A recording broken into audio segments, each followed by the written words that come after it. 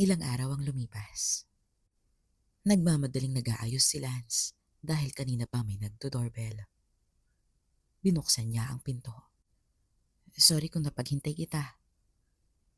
Nagulat ang binata sa ganda ng nasa harap niya. Si Frankie. Nakaayos at mukhang pinagandaan ang date nila.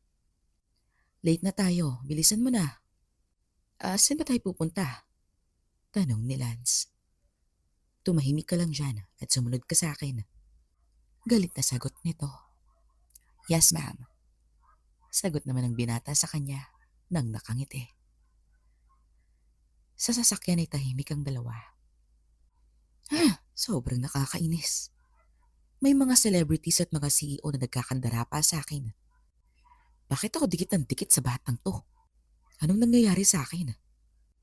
Inis na saad ni Frankie sa sarili. Andito na po tayo, ma'am.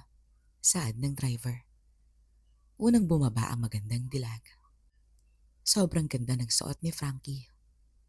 Isang dress na bagay sa kanyang katauhan. Sumunod naman si Lance. Pagpasok nila sa isang malaking kwarto, bumungad kay Lance ang bar counter na puno ng alak at maraming kilalang tao na nagpapaligaya. Isa sa kanila ay isang magandang artista. Habang ang dalawang magkapareha naman ay isang famous YouTuber at iba bang kilalang personalidad sa internet. Oh, dumating ka na, Master. Bati ng isang magandang dilag. Anong lugar to? Ang lugar na to ay tinatawag na social club at ako ang in charge dito. Saad ni Frankie habang tinatanggal ang nakabalot sa kanya. Lahat ng nandito ay pwede mong makuha. Marahang lumapit si Frankie kay Lance at biglang sinunggaban nito. Nakisali pa ang isang magandang dilag. Hindi makapaniwala ang binata sa nangyayari. Napapahalinghing na lang siya sa ginagawa sa kanya. Ngunit napatitig siya kay Frankie.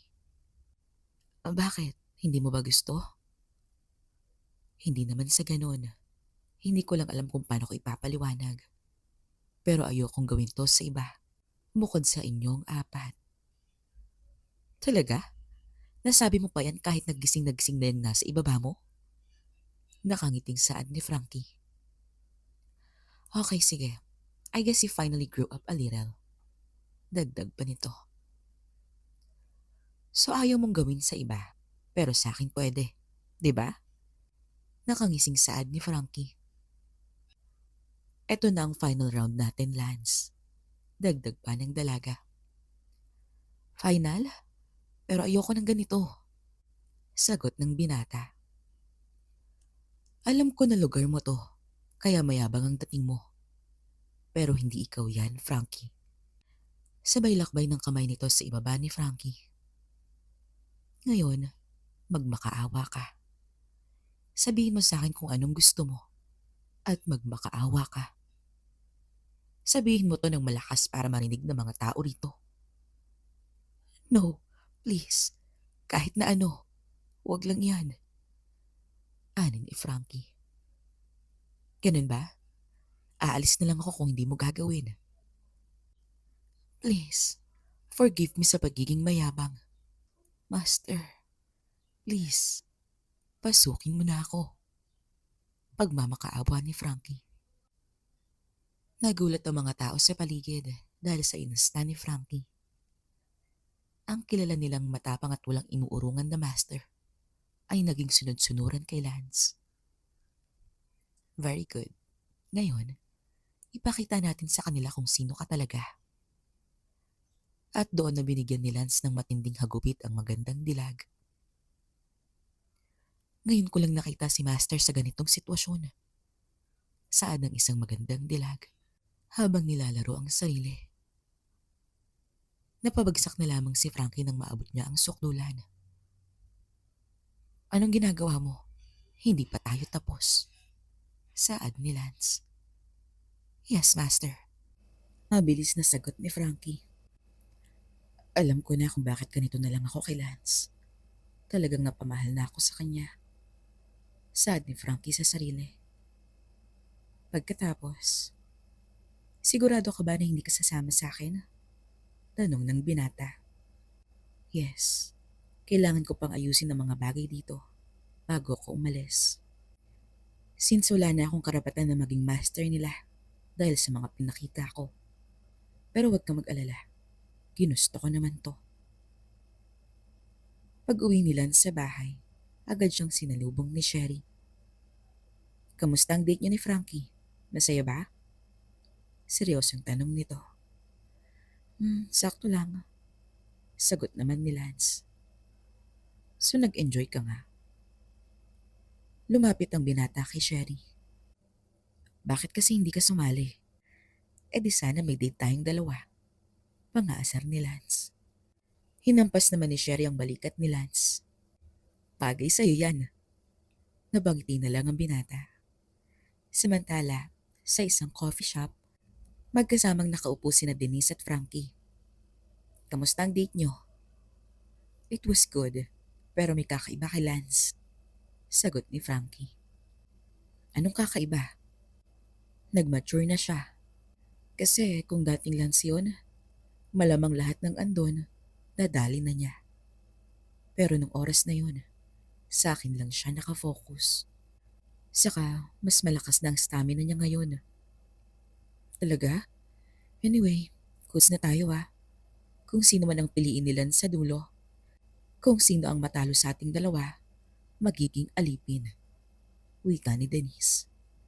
Sige, pero hindi ko maintindihan. Bakit gusto mong maging alipin ko? Alam naman natin na ako ang pipiliin ni Lance. Mayabang na saad ni Frankie. Well, tingnan na lang natin. Saka wala namang special sa'yo. Saad ni Denise habang papalayo. Medyo nainis naman si Frankie. Pagkita ni na Lance at Denise, agad na may inabot ang dalaga. Ano to? Pindutin mo. Pagkapindot ng binata, napasigaw si Denise. Ngayon, alam mo na kung ano yan. Pwede mong gawin ang lahat ng gusto mo sa akin. Sa sinihan, magkatabi ang dalawa. Hindi mapakali si Denise dahil sa ginagawa ni Lance sa kanya. Alam mo, gustong gusto ko to. Kapag pinipindot ko kasi to, mas lalo kang sumisexy. Sabay pindot ulit. Ano, kamusta ang pakiramdam? Kaya mo pa ba? Pangasar ni Lance. Kapag pinindot mo uli yan, sa tingin ko hindi ko na kayang pigilan. Pwede kitang tulungan sa problema mo. Nakangiting sagot ni Lance. Alam na ni Denise ang mangyayari, kaya bigla niyang sinunggaban ng ibaba ng binata. At ilang sandali pa, naabot na ni Lance ang sukdulan at tinanggap to ng buo ng dalaga. Hindi pa natapos ang dalawa. Naghanap sila ng spot na medyo konti ang tao. At doon nila tinuloy ang agos ng ligaya. Hanggang sabay nilang naabot ang sukdulan.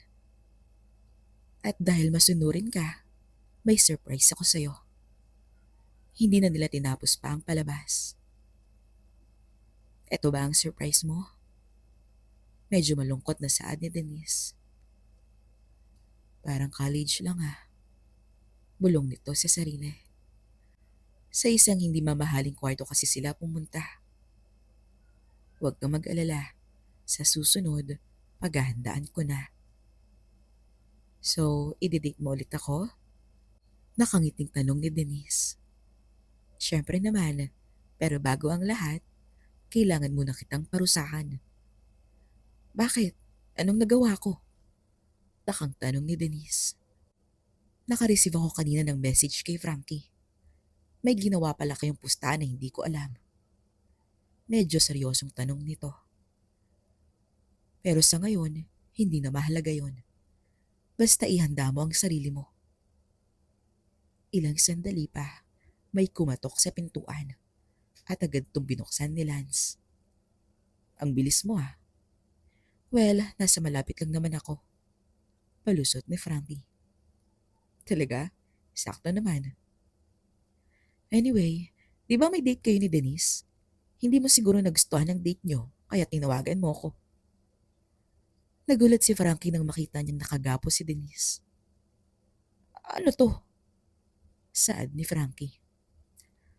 Salamat at tinext mo ako tungkol sa pustahan nyo. Pero na-realize ko, hindi ko nagustuhan ang ginawa nyo. Kaya pareho kayo makakaranas ng parusa. Sinimulan na ng binata ang kanyang balak sa dalawa. Talagang nakuha na nito ang loob ni na Denise at Frankie. Kahit na anong ipagawa niya sa kanila, sinusunod nila ng walang pag-aalinlangan. At kahit anong hirap ang maranasan nila, hindi sakit ang kanilang nararamdaman, kundi init. Para silang mga tuta na sumusunod sa kanilang amo. At nang matapos, parehong bagsak ang dalawang magandang dilag. Hindi ka naman ganito noon. Anong nangyari sa'yo? Tanong ni Dennis kay Frankie. Hindi ko rin alam. Basta ang alam ko, masaya ako sa ginawa sa akin ni Lance. Sagot ni Frankie sa kanya. Totoo, kahit araw-araw niya akong parusahan, tatanggapin ko basta maramdaman ko lang uli ang saya. Umalis na si Lance para pumunta sa huling date niya, kay Sandra. Agad naman siyang sinalubong nito pagdating niya sa bahay ng dalaga. O ito, magkape ka na muna. Saad ni Sandra habang inaabot ang tasa kay Lance. Thank you, Sandra. Hindi ba tayo lalabas?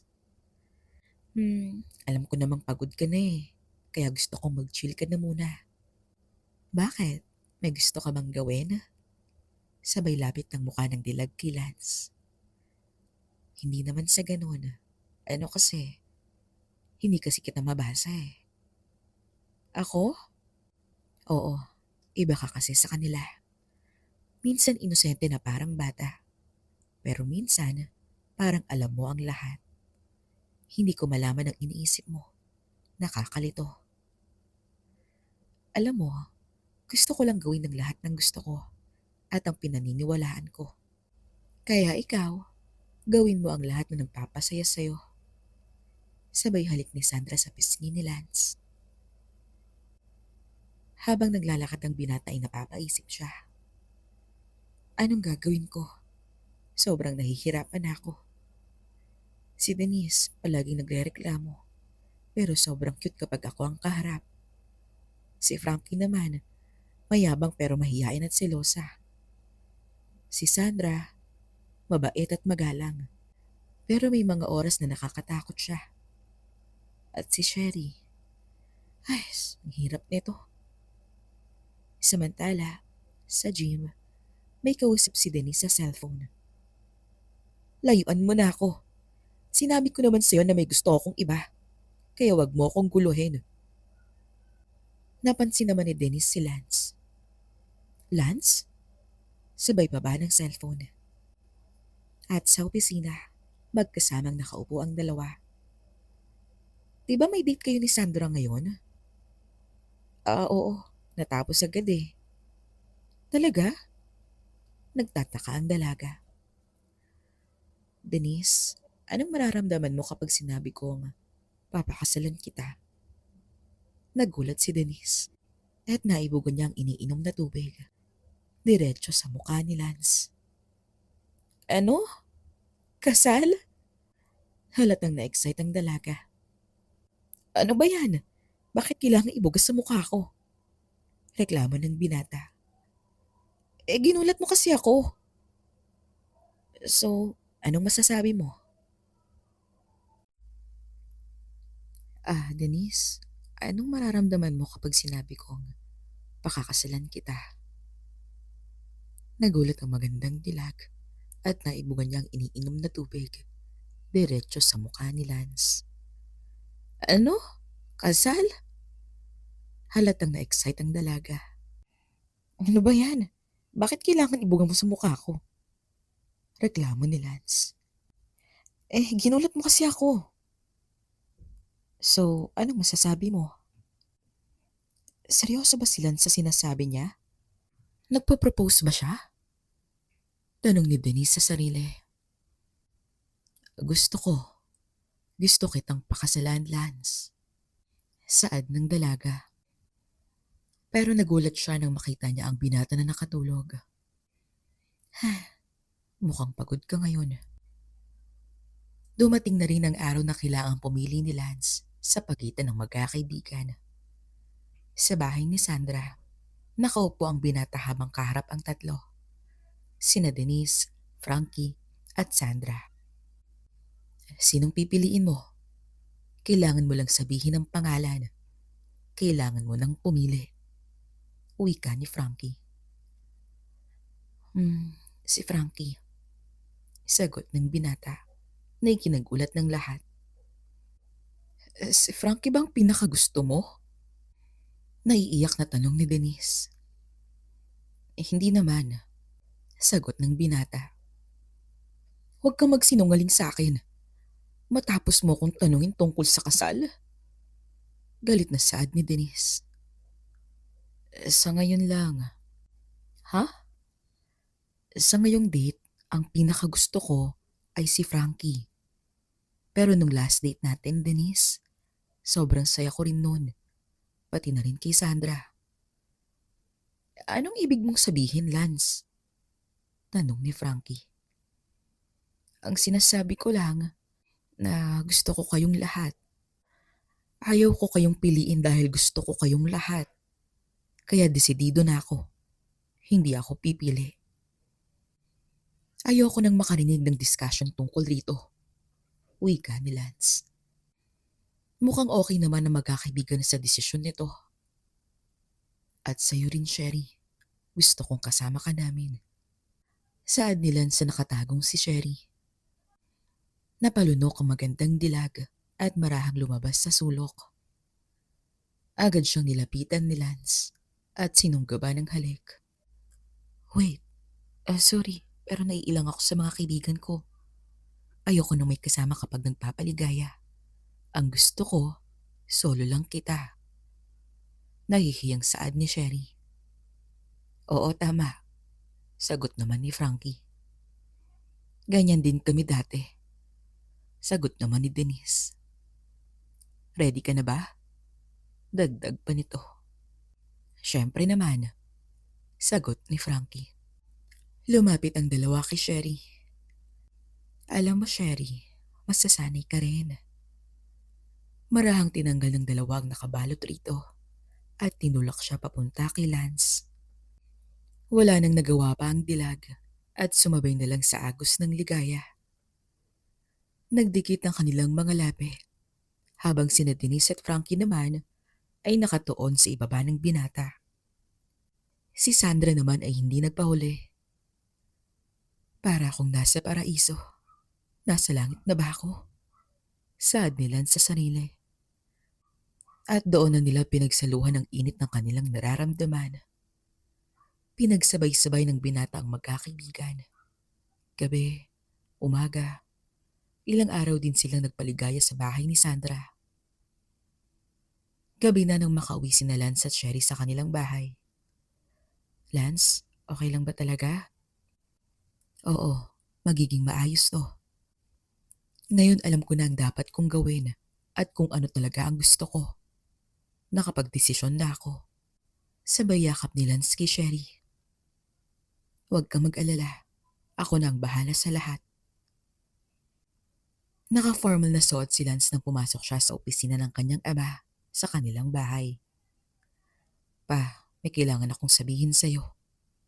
Seryosong saad ni Lance. Ano yun? Hindi to ang oras na napag-usapan natin. Wika ng papa ni Lance. Hindi na yun mahalaga. Nakapag-desisyon na ako at kailangan kitang makausap ngayon. Saad ni Lance sa kanyang ama. Ilang sandali pa ang lumipas. Natapos na ang pag-uusap ng dalawa. Sa sala, naghihintay si Sherry. Kamusta, Lance? Anong nangyari? Okay naman. Hanggang sa ilang araw, linggo, at buwan ang lumipas. Si Lance ay paut pa lang galing sa trabaho sa isang restaurant. Ay, nakakapagod. Reklamo nito. Nang bigla siyang makatanggap ng isang text mula kay Sherry. Anong oras ka uuwi? Katatapos ko lang sa work. Sagot naman ng binata. Umuwi ka na. Alam mo naman kung anong meron bukas, di ba? Napangiti na lamang ang binata at dumiretso ng uwi. Pagdating niya sa bahay, agad siyang sinalubong ni Sherry. Kumain ka na muna at magpahinga ka na agad. Nakangiting saad nito. Agad namang sinunggaban ni Lance ang mga labi nito. Ngunit mabilis na pumalag si Sherry. Hindi pwede. Bakit?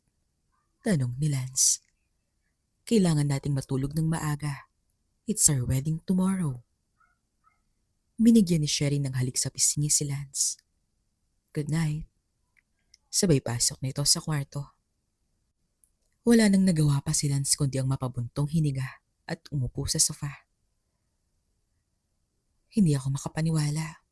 3 taon na pala simula nung umalis ako sa bahay. Dati halos hindi ako lumalabas ng kwarto ko. Ngayon, ikakasal na ako. Habang nakatitig sa wedding invitation, unti-unting bumibigat ang kanyang mga mata hanggang sa makatulog siya sa sofa. Kinabukasan, sa wedding reception, nagpapanik ang mga coordinator dahil hindi nila makita ang groom. Ang hindi nila alam ay nasa isang silid si Lance, kasama si Sherry. Nagpapaligaya sa isa't isa. Hanggang sa marating nila ang sukdulan. Lance, alam kong nasa loob ka. Galit na sigaw ni Michelle. Anong gagawin natin? Takot na tanong ni Sherry. Akong bahala. Pagbukas ng pinto, bumungad kay Lance ang sermon ni Michelle. Lance, tingnan mo kung anong oras na. Anong klaseng kasal to? Bulong ng isang coordinator sa kasamahan niya. Hindi ko rin alam eh. Halos walang bisita. Ngunit ang mas nakakagulat, 3 bride ang ikakasal kay Lance. Habang naglalakad sa aisle, nakakapit sa magkabilang braso niya sina Denise at Frankie. Saan ka galing? Tanong ni Denise. May ginawa kay ni Sherry, no? Hinala ni Frankie. Nakaramdam naman ng kaba si Lance. Oo, may ginawa kami. Pag-amin niya. Sabay namang tumama ang kamao ni na Denise at Frankie sa magkabilang tagiliran niya. Anong usapan natin? Kailangan laging 3 kami, di ba? Saway ni Frankie. Wag mong kalimutan yan. Sige, marcha na. Sa isang mesa, nakaupo si Sandra kasama ang asawa niya. Halata sa kanyang tiyan na malapit na siyang manganak. Ang kasal namin ay hindi official. Walang pastor, walang dokumento. Basta nagsumpaan kaming 4 na magsasama sa hirap at ginhawa. 1 taon ang lumipas. Sa isang bahay, nakaupo si Denise, halatang balisa. Nag-aalala ka ba? Tanong ni Sherry, sabay abot ng kape. First day niya sa work. Sagot ni Denise. Kaya niya yun. Ang dami nang nagbago kay Lance sa loob ng 1 taon. Sagot naman ni Sherry sa kanya nang biglang tumunog ang doorbell. Andito na siya. Mabilis na binuksan ni Denise ang pinto. Welcome home. Kamustang work? Bati niya. Ano? Nakasimangot na sagot ni Frankie. Oh, ikaw lang pala. Sagot ni Denise, halatang hindi excited. Oo, ako nga. 2 linggo akong nasa business trip, tapos ganyan lang ang bati mo sa akin. Galit na saad nito. Nag-iisip lang yan kay Lance. Kanina pa yan balisa. Singit ni Sherry. Oo nga pala. Ngayon nga palang first day niya sa work. Sagot ni Frankie. Gabi na nang makarating si Lance sa bahay. At pagbukas niya ng pinto, sinalubong siya ng 3. Agad siyang niyakap ni Denise. Anong meron? Takang tanong ni Lance. First day mo sa work. Namiss ka namin. Pagod ka siguro. Kumain ka na muna. Nakaredy na ang pagkain. Saad ni Sherry sa kanya. Sakto. Nagugutom na rin ako. Ay, nagluto ako ng paborito mong kaldereta. Dagdag ni Denise. Sa hapagkainan, sabay-sabay silang kumain. Kamusta naman ang work mo? Tanong ni Denise sa kanya. Ayun, ang bilis ng oras. Pero tinuruan ako ni Papa ng mga dapat gawin. Akala ko nga dati strict siya at nakakatakot na tao. Well, ikaw naman ang kusang umalis sa bahay niyo. Pero 'di ba? Sinabi naman niya na ipapamana niya sa iyo ang kumpanya kung maganda ang performance mo. Kaya hindi siya strict. At hindi rin naman siya pipiliin ni Sherry kung napatigil si Denise. Sorry Sherry, hindi ko dapat nasabi yun. Paumanhin nito. Okay lang yun, don't worry. Pass is pass. Sagot ni Sherry. Tapos na ba kayong dumaldal? Singit ni Frankie. Marahan siyang lumapit kay Lance. Namiss kita. 2 linggo kong nagtiis. Huwag kang mag-alala. Ibibigay ko ang pangangailangan mo. Sagot ni Lance bago buhatin si Frankie at dalhin sa sofa. Mabilis na uminit ang tagpo. Sige, pagbigyan na muna natin siya. Saad ni Sherry. Habang si Denise, nakasimangot lang habang nakatingin sa kanila. Hindi rin niya matiis. Sumali na rin siya. Habang nasa mainit na tagpo, may binulong si Sherry kay Lance. May good news kami. Positive kaming 3. Magiging ama ka na. Natuwa si Lance sa narinig. Magandang balita yan. At dahil dyan, may reward kayong 3. At sabay-sabay niyang pinaligaya ang 3. Nang bigla namang tumunog ang cellphone ni Lance, si Denise ang sumagot. Hello? Oh, Sandra, ikaw pala. Pasensya na, busy kami. Sagot ni Denise. Okay. Kakamustahin ko lang sana si Lance. 'Di ba first day niya ngayon? Oo nga pala. Anyway, hindi mo pa talaga sasabihin sa akin? Ha? Ang alin? Takang tanong ni Sandra. Ang anak mo, hindi ba yan kay Lance? Natawa si Sandra. Secret. Agad na inagaw ni Lance ang cellphone. Hi Sandra, okay lang ba na tumawag ka na lang ulit? Busy kasi kami. Nagse-celebrate kami. Magiging tatay na ako. At sabay-sabay pa sila. Oh, congrats. Sabay-sabay pa talaga ha. Sige, tatawag na lang uli ako mamaya. Sagot ni Sandra bago ibaba ang tawag. Napangiti na lamang si Lance. Dapat pala hindi na ako nagpakasal. I'm so jealous. Bulong ni Sandra sa sarili. 30 years old na ako. Parang kailan lang. Hindi ko akalain na magiging ganito ang buhay ko. Ang dating na-stuck lang sa kwarto. Ngayon ay nagpapaligaya kasama ang 3 naggagandahang babae.